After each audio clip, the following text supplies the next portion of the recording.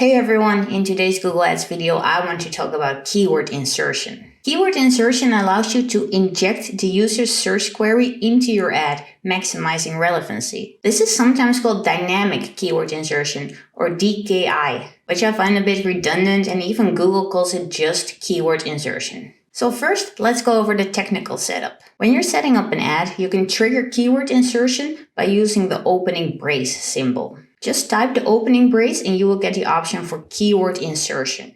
Now you can open with this and simply set up the keyword to be the headline, or you could first write something like buy and then use the opening brace. Now of course, keyword insertion is meant to insert a keyword. However, in some cases this will not be possible, which is why you always need to set a default text. While setting up your keyword insertion, you can also choose the capitalization. Title case means every word of the keyword will be capitalized. Sentence case means only the first word of the keyword will be capitalized. And lowercase, of course, means nothing will be capitalized. Now, this is not necessarily going to show the user's exact search term, but instead the keyword it matched to. Of course, this is necessary to maintain some control, so only the keywords you set in your campaign can actually show as part of the ad text. Now, Google here gives the example of chocolate. So let's say somebody is searching for a dark chocolate bar and you have dark chocolate set up as a keyword. Then the search term, dark chocolate bar, will match to the keyword dark chocolate. Hence, dark chocolate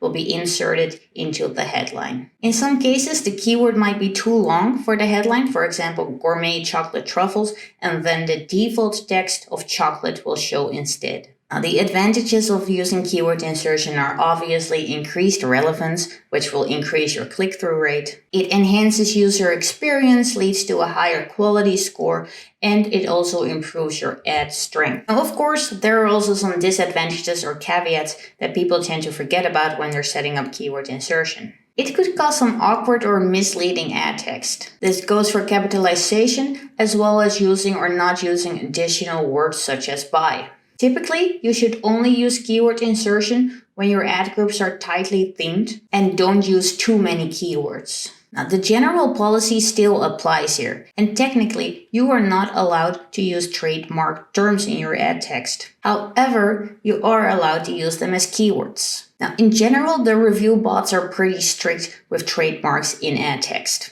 However, when using keyword insertion with competitor keywords, it often slips through the cracks. This does happen a lot, even though it is frowned upon, and if you try to do this, your competitor can still file a complaint against you. So that about rounds it up. If you use keyword insertion effectively and consciously, it can be a great tool for enhancing relevance and providing users with a more tailored experience. But if done carelessly, it can create nonsensical ads and hurt your brand's reputation. So I hope you learned something useful today. If you want to learn more about Google Ads, be sure to subscribe to my channel and check out my past videos.